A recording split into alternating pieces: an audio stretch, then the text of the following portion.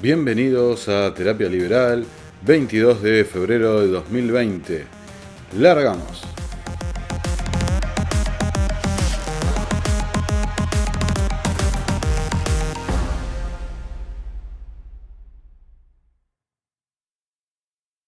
Otro punto que quiero hacer, que es muy caro y muy central al espíritu liberal, es no adherir y más bien rechazar dos instituciones de nuestra época que son nefastas y sus políticas han resultado devastadoras para el mundo libre y son el Fondo Monetario Internacional y el Banco Mundial. Estas dos instituciones, son responsables en gran medida de la existencia de aquello que se ha dado en llamar países del tercer mundo. ¿Qué quiere decir un país del tercer mundo? Si no somos racistas, quienes están en un país del tercer mundo no se caracterizan por sus etnias, ni se caracterizan por las latitudes geográficas, ni se caracterizan por las alturas, ni por las características de los continentes, sino por las políticas que sus gobernantes adoptan, que son precios máximos, empresas estatales, inflaciones monetarias, reformas agrarias, corrupciones galopantes, no existencia de división de poder, no independencia de la justicia. Esto es como muchos otros países, tal vez no calificados como países del tercer mundo. El ladrón de gallinas va preso, pero los grandes robos y manotazos al fruto del trabajo ajeno son impunes porque tienen relaciones con un poder judicial que no es independiente.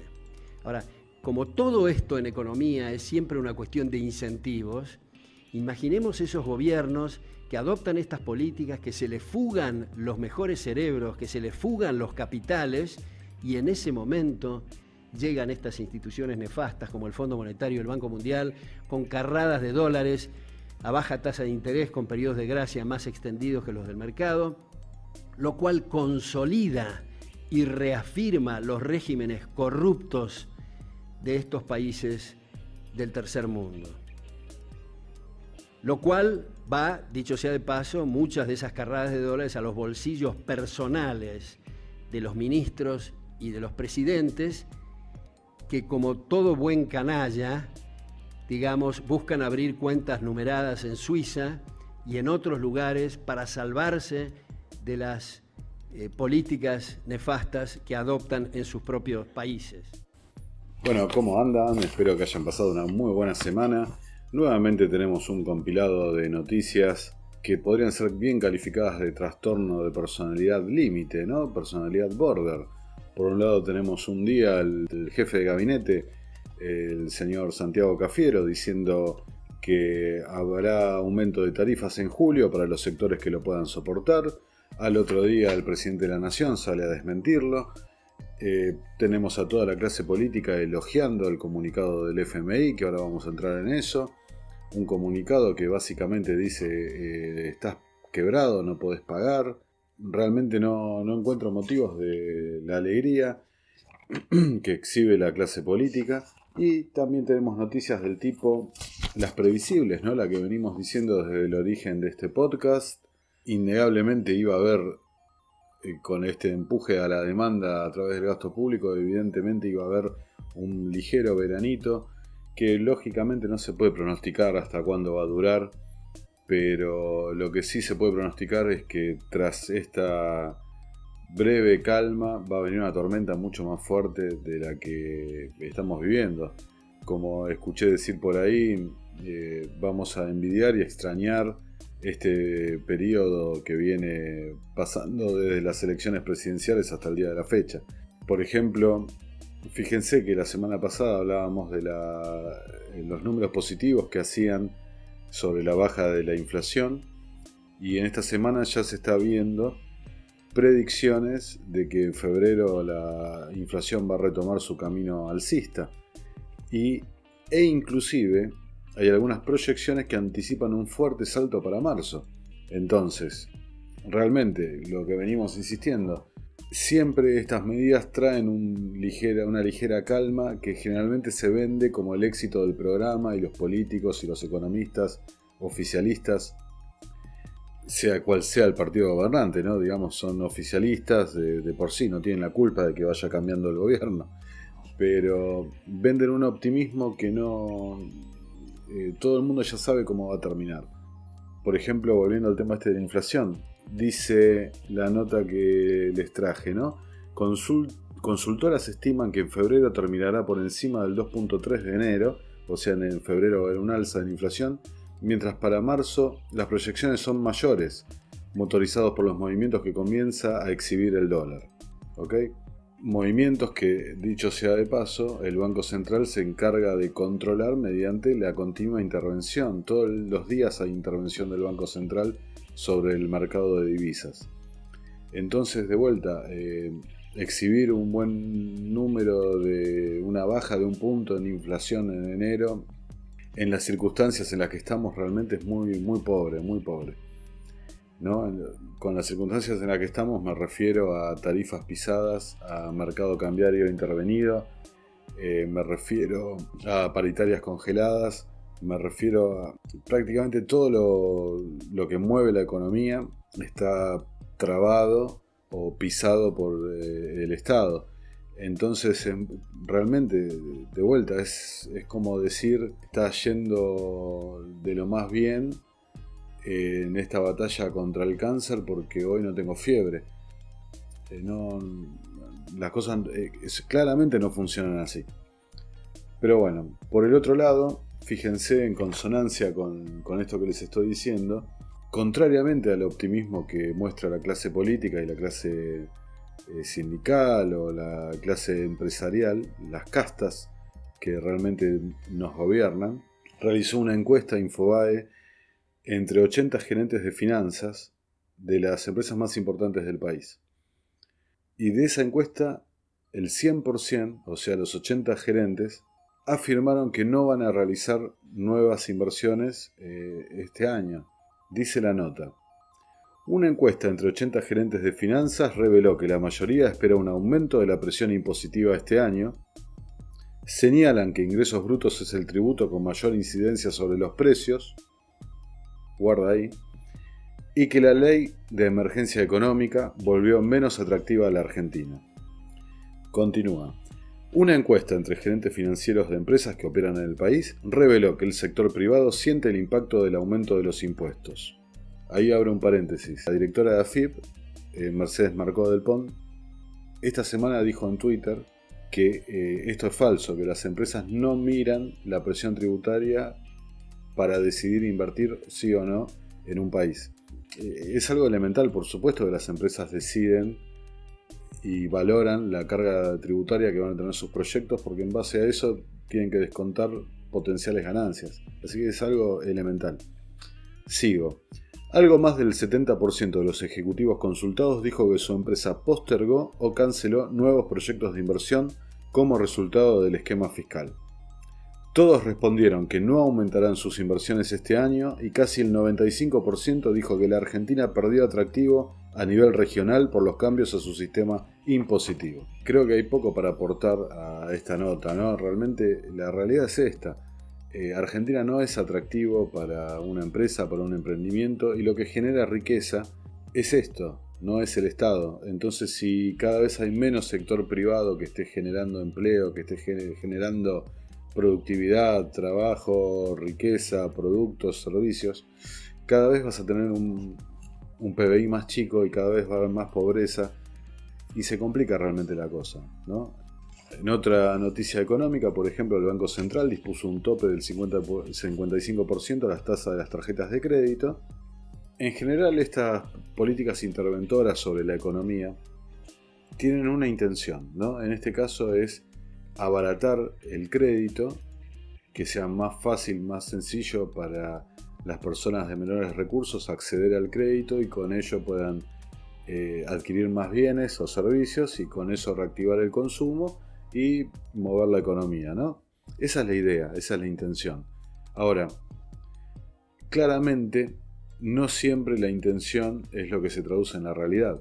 Por ejemplo, es de sentido común absoluto darse cuenta de que cuando uno establece un precio máximo, como en este caso el 55% para el interés de las tarjetas, está forzando a que un bien se venda por debajo del precio de mercado.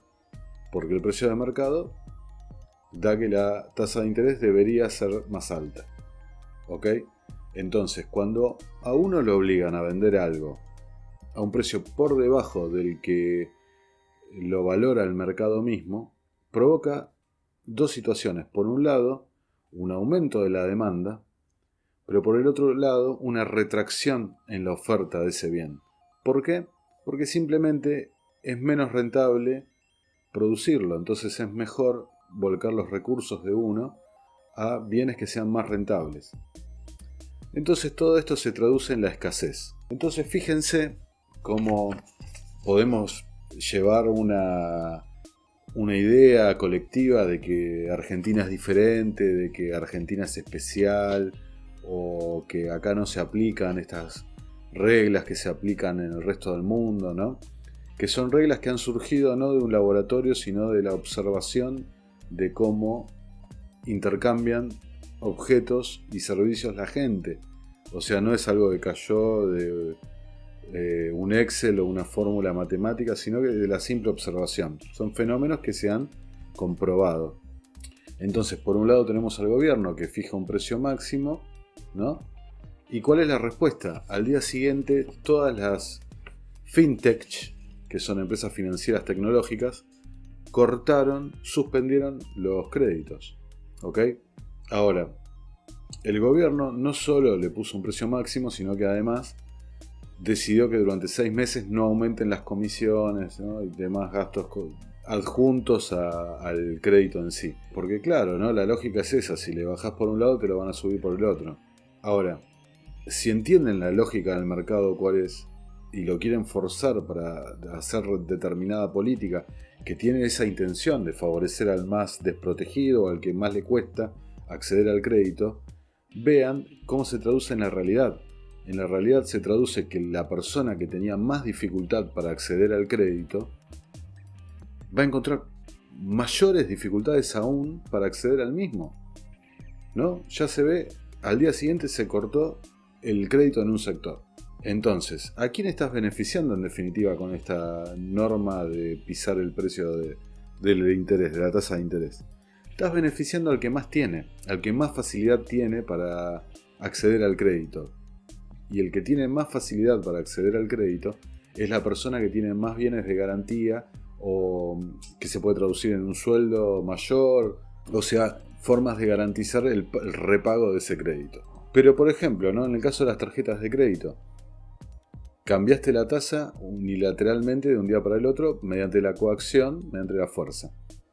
De vuelta, la persona que más consumo viene acumulando, más viene llevando deuda con la tarjeta, la va a poder refinanciar a una tasa que no va a tener correlación con la inflación esperada, y seguramente, como es gente con mayor poder adquisitivo, que posiblemente le ganen a la inflación con sus reajustes salariales, van a terminar siendo beneficiados. Entonces, una cosa que tenía una norma, una intervención que tenía un objetivo, termina teniendo un resultado completamente diferente. Y se sigue acumulando problemas sobre la economía argentina. Entonces no basta con estos CEOs de empresas o gerentes financieros que dicen Argentina no camina más para nosotros, sino que se siguen sumando y sumando problemas, ¿no? Tenemos la inflación que ya se está proyectando que va a seguir en aumento. Tenemos indicadores que se han difundido en estos días también, que hablan de una caída del consumo pese a las tarjetas alimentarias y a los impuestos solidarios. Es inexorable, o sea, no podemos vivir continuamente en contra del manual, de la teoría, de la práctica, de la realidad. No podemos estar continuamente esperando resultados diferentes haciendo siempre y siempre lo mismo. En el podcast anterior les mostré cómo el verdadero dogma de la economía argentina es del gasto público, y se sigue insistiendo sobre lo mismo. Tenemos para refrendar esto dos ejemplos muy claros, ¿no? Salió publicado una nota en ámbito financiero que realmente no la vi reflejada en ningún lado más, que es que los países del Mercosur están presionando a la Argentina para que baje sus aranceles externos, es decir, para que baje los derechos de importación y abra más su economía, la economía argentina, al mercado del comercio exterior, al comercio internacional. ¿Qué es lo que está pasando? Tenés a Brasil, que está abriendo su economía, firmando acuerdos de libre comercio con quien pueda. Tenés a Uruguay, es un país que siempre está abierto al comercio exterior, a la captación de inversiones. Tenés a Paraguay, que es la nueva joya, digamos, del modelo de apertura comercial.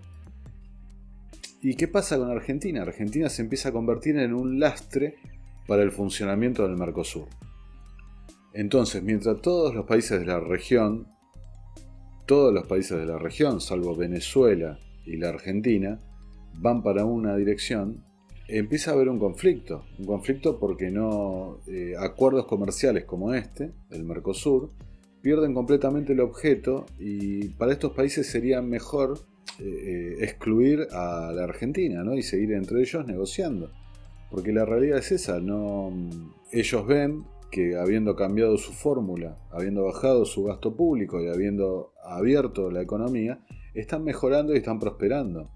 Entonces, recuerdo, por ejemplo, en el julio del año pasado, haber tenido una reunión en una empresa multinacional, acá en la Argentina, ¿no? Una empresa multinacional radicada acá, donde la gente que se dedicaba al comercio exterior de esta empresa afirmaban que les resultaba imposible competir con su filial de Paraguay, con su filial de Uruguay, y no lo podían entender, ¿no?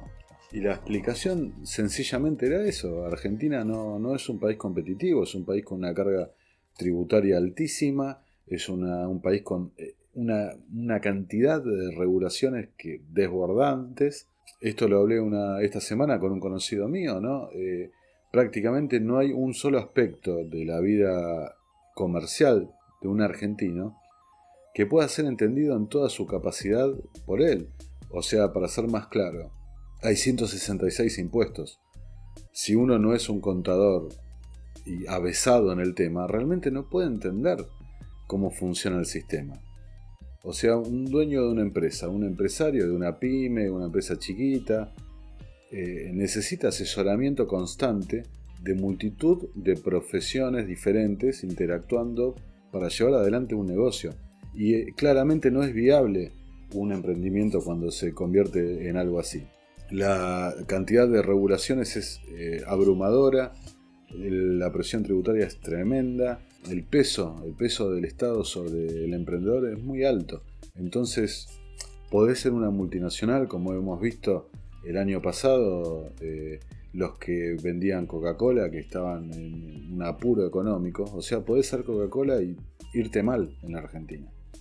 Tras la partida de la misión del Fondo Monetario Internacional, la primera bajo la presidencia de Alberto Fernández, se emitió un comunicado. Hace instantes aseguró el organismo internacional que la deuda que mantiene la Argentina con el FMI no es sostenible y pide una quita a los acreedores privados. Las autoridades argentinas están actuando para resolver la difícil situación económica y social que enfrenta el país. Han implementado un conjunto de medidas para atacar la problemática de la pobreza y estabilizar la economía. Así comienza este comunicado del Fondo Monetario Internacional, que además dice: el personal del FMI notó la capacidad de enfrentar el nivel y el servicio de la deuda pública argentina se deterioró significativamente en comparación con el último análisis de sostenibilidad de la deuda del FMI, publicado en julio de 2019, en el contexto de la cuarta revisión bajo el acuerdo stand-by. Ya llegando quizás al aspecto que más se ha difundido esta semana, que es el tema del FMI y su comunicado respecto a la deuda argentina.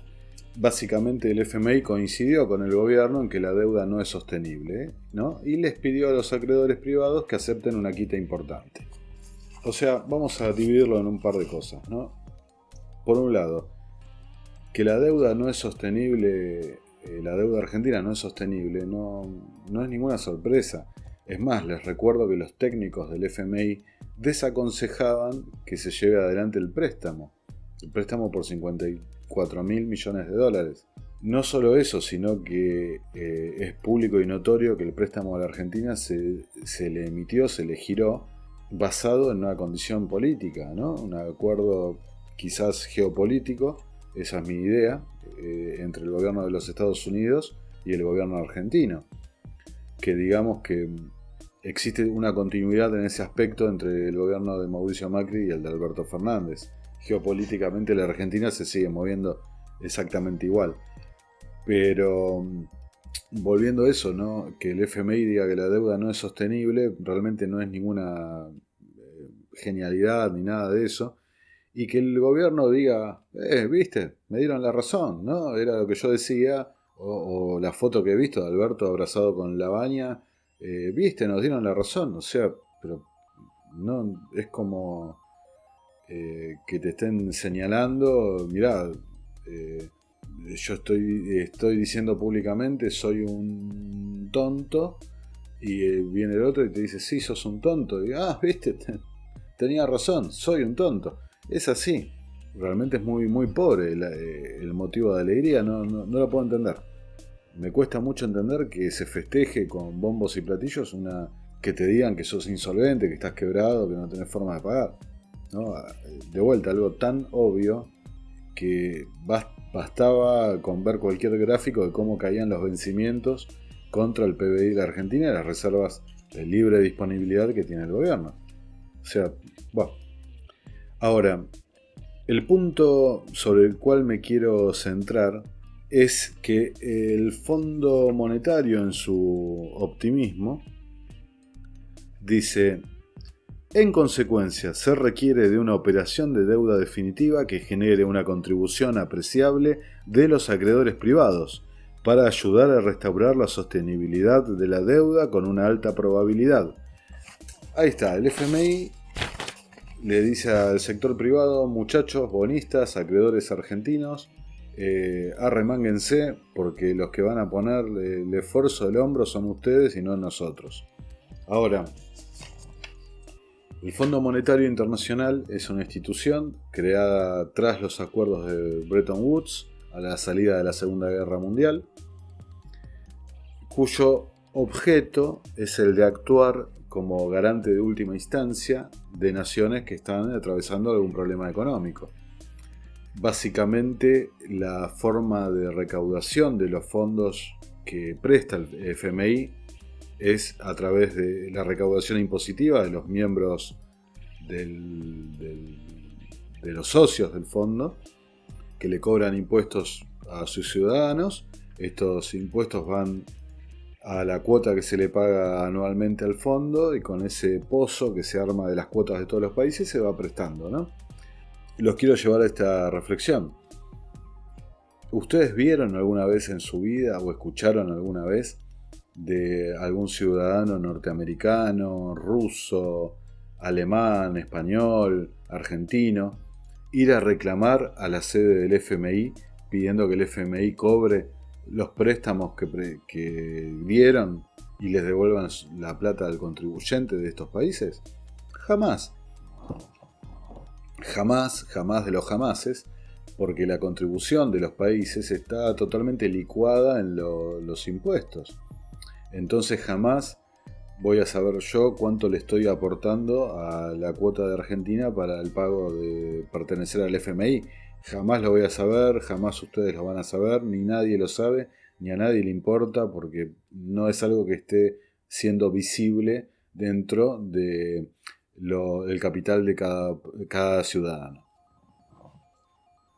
Entonces, partiendo de esa base de que el Fondo Monetario presta recursos de otros, ¿ok? Presta recursos de otros y cobra un interés, que con ese interés se dan la gran vida de los funcionarios del FMI, los burócratas del Fondo Monetario Internacional, se dan la gran vida que podemos ver todo el tiempo en la televisión. Entonces, básicamente están prestando la plata de otros y cobrando una ganancia con la plata de otros. ¿Ok? Entonces no es de extrañar que el Fondo Monetario Internacional, que es un apéndice de la política mundial, actúe igualmente como actúa un político. Hace solidaridad con el dinero de otros, no corre ningún riesgo. Lo único que jamás aceptan quitas por los estatutos y lucran con la plata del contribuyente de estos países, una plata que jamás les va a ser reclamada o pedido una revisión de las cuentas del organismo. Entonces, ¿qué hacen? Hacen lo mismo que todos los políticos o lo mismo que hace la Argentina ahora. Que la solidaridad la ponga el que realmente se está jugando su capital y sus ahorros invirtiendo en algo, ¿no? Y después, claro, le llenan la cabeza a todo el mundo diciéndole que el acreedor privado, que es el tipo que realmente se la jugó, que apostó y buscaba, por supuesto, un beneficio de esa operación, por supuesto, si no, no lo hubiera hecho. Beneficio que por otro lado tiene el FMI porque cobra intereses, ¿no? Pero bueno, en definitiva el FMI actúa como cualquier político de turno, haciendo solidaridad con el bolsillo ajeno y pidiéndole al privado que se arremangue y que se la fume, ¿no? Entonces realmente quizás cosas impensables se han visto esta semana. Gente bastante volcada a la izquierda, elogiando el Fondo Monetario, gente que hasta hace un año criticaba y destruía al Fondo Monetario, ahora lo están elogiando, y parece que nadie ve esta cuestión tan elemental de que en definitiva el Fondo Monetario Internacional es una institución creada para financiar a estos populistas, estos gobiernos delirantes que destruyen al sector privado de sus países gastando en exceso, quebrándolos, y en lugar de castigarlos con que pierdan su lugar en la política, los premian con préstamos para que sigan gastando y gastando y entre vuelta y vuelta de dinero enriquecerse con esos fondos. Todas estas cuestiones, cuando se empiezan a teñir de ideologías, de dogmatismos, de fanatismos, de mucha ignorancia, claramente le hacen mucho daño al ciudadano de a pie. Claramente. Porque no llega a distinguir qué es realmente lo que está pasando. Y lo que está pasando es eso, que el Fondo Monetario es otra banda de delincuentes que permitió, que está organizado para que pasen estos problemas de deuda, porque siguen financiando a gente que son unos delirantes que no conocen la restricción presupuestaria, que son unos delirantes con cómo llevan adelante la economía de un país, ¿no? La realidad es esa, que era absolutamente irresponsable prestarle a Argentina 54 mil millones de dólares cuando Argentina ya estaba en default en ese momento, que empezó con reperfilar, ¿no?, los bonos. Era completamente irresponsable, pero claro, ellos no sienten eso porque están actuando con plata ajena, lucrando con plata ajena y sosteniendo a gente que es irresponsable, beneficiándose de la irresponsabilidad de estos gobernantes. Así que bueno, nos espera seguramente próximamente un default absoluto, porque Argentina no tiene recursos para pagar su deuda.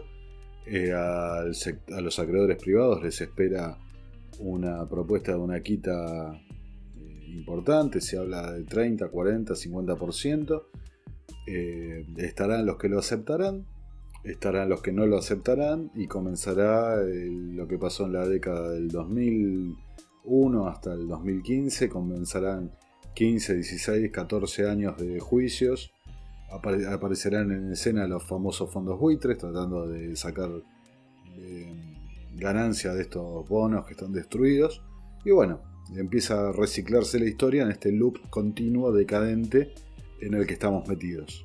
Ya para ir cerrando, les quería traer dos reflexiones, ¿no? La primera es, creo que podemos tildarlo de la frase más imbécil que hemos escuchado este 2020, ¿no?, que le pertenece al expresidente Eduardo Duhalde, quien ha dicho que propone la venta a granel para bajar la inflación. El presidente Alberto Fernández se reunió este martes en la Casa Rosada con el ex mandatario Eduardo Duhalde, quien le presentó una propuesta para empezar a trabajar sobre la idea de la venta de productos a granel. El expresidente Duhalde dice que esta medida le conviene al sector productivo. Detalló que a fin de esta semana o la próxima viajará a España y Francia para ver cómo funciona allá este método. Supongo que con fondos públicos viajará a Europa. Y afirmó el expresidente Duhalde que no tenemos por qué comprar el arroz envuelto, la harina envuelta y los fideos envueltos. Todo eso encarece mucho al producto en su precio final.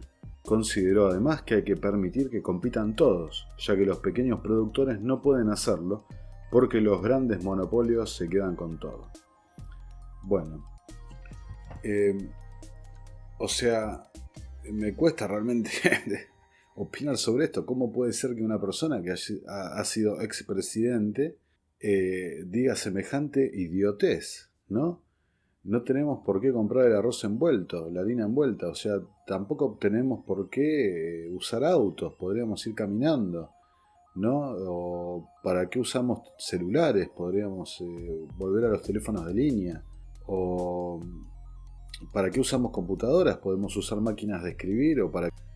Realmente el nivel de idiotez, ¿no? Como si el arroz estuviera envuelto o en una caja, tuviera algo que ver con la inflación. Realmente decir una cosa así hasta causa gracia, ¿no? Me imagino que pensará gente de otro país, porque es algo absolutamente ridículo pensar que el envoltorio, el packaging de un paquete, de un producto, tiene algo que ver con la inflación, o que es lo que causa. Recordemos, la inflación no es el aumento del arroz, es el aumento generalizado de todos los precios de la economía. Entonces, que pensar que si vendo el arroz en bolsita va a provocar que bajen los precios de la economía es realmente delirante.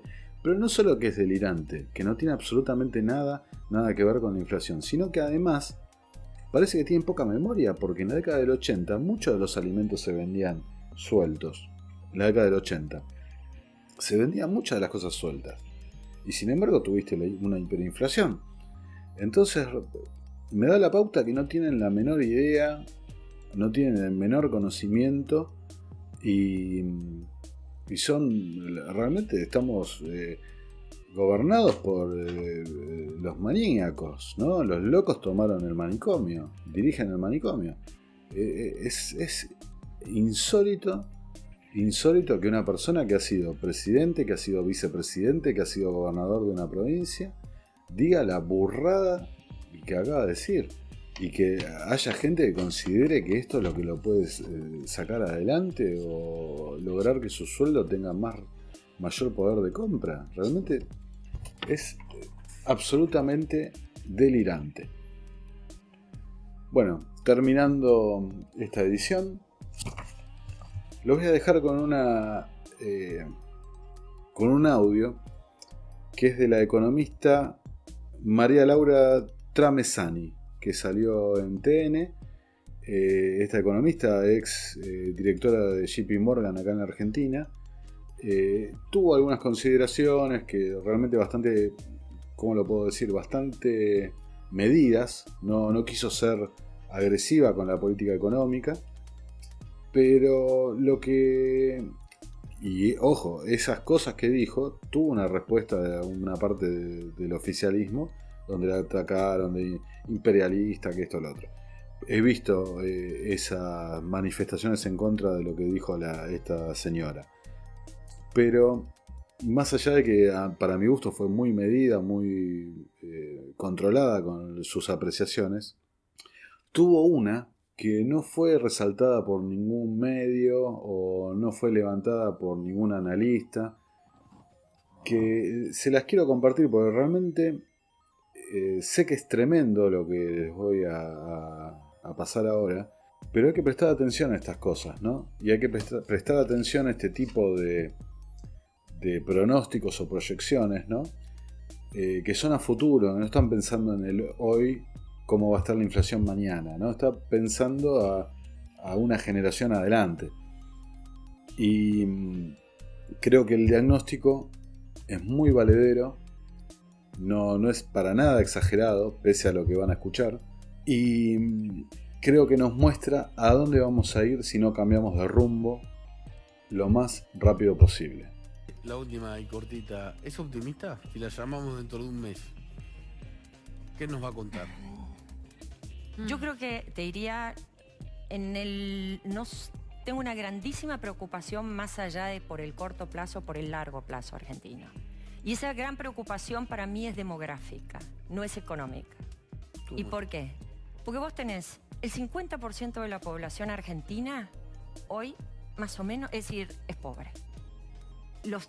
La población, la juventud menos de 15 años es pobre. 50% de la población restante tiene recursos.